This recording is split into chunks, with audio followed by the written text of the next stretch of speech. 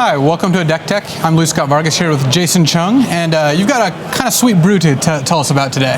Yeah, I'm playing Four-Color Energy. In the main deck, there's only 4 colors, but it's basically a green-red energy deck that plays black for removal, blue for counter spells, and white for minor. All right, let's start taking a look at what you got going. Here's some of the energy-based cards you got in the deck. So the core of the energy deck is Voltaic Brawler and Rampager. Rampager is key in the new energy deck because it allows you to double drop as early as turn 3. And I have 2 minors because it's very good in any matchup where they do not run creatures.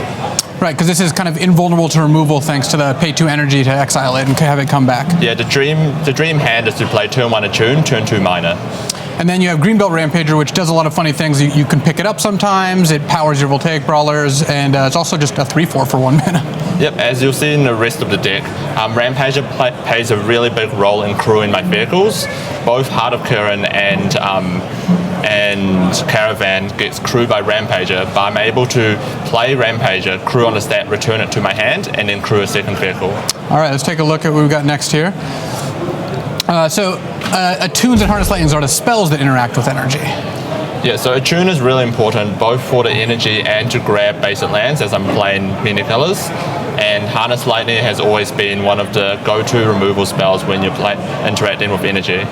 And then you've got the big guy here, Woodland Wanderer. Yeah, I actually played Woodland Wanderer last Pro Tour, and now that Reflector Mage is banned, Woodland Wanderer normally sticks, and none of the removal spells kill it. Yeah, it comes into play often in your deck as a 6/6 for 4. Yep.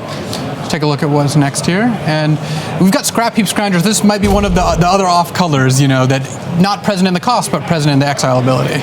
Yeah, so Scrap Heap Scrounger is really important for both crewing my vehicles, and it's really key because there's so much control going around. And that's the same reason why I chose to play Tireless Tracker and Nissa. Tireless Tracker is another card that crews, and also it creates a clue for you because I'll need artifacts, as you'll see later on. And then Nissa, of course, is another resilient threat, kind of high end. Yep. Let's take a look what we got next here. We've got your vehicles. So you actually have 7 vehicles in the deck. Yeah, so during testing, we started with 2 Heart of Kirans, but we quickly played 4. Our whole team is playing 4, despite not all of us playing this deck. And Caravan is also a very good card that allows you to double drop.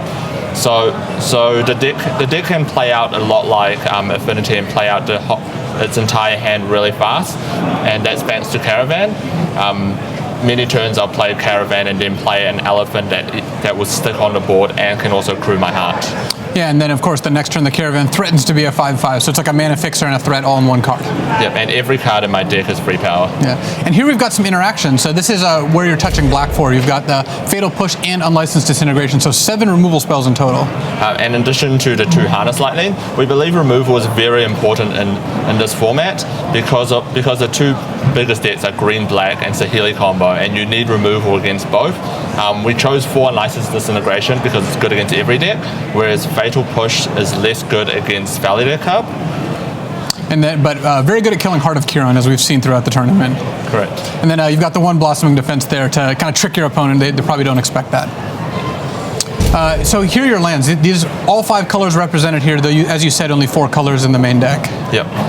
Just the fast lands are just very, very good at playing stuff early while fits in your mana. If it wasn't for the fast lands, if we had, say, the Battle for Zendikar lands, you wouldn't be able to play a 5-color aggro deck. Right, these really reward the aggressive deck because in your first 3 turns, they're all just coming to play untapped, and then later in the game, when they do enter the battlefield tapped, you don't actually have very many expensive spells. Take a look at the rest of the mana base here.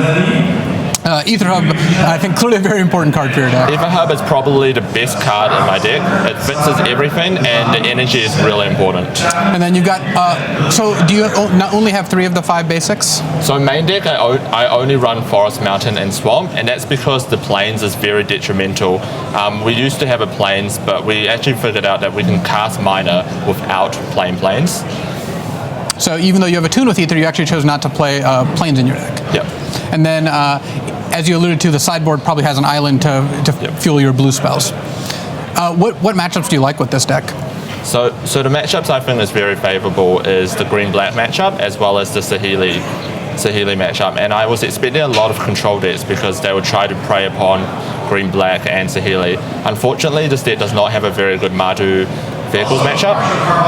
So yeah, you've got Scrap Heap Scrounger, Tireless Tracker, and Either Geode Miner, which are very good against control, maybe a little less good against vehicles. Yep, and in the sideboard, I sideboard into 4 Rebuke, the counterspell, and in addition to an island, which helps with your Tireless Trackers.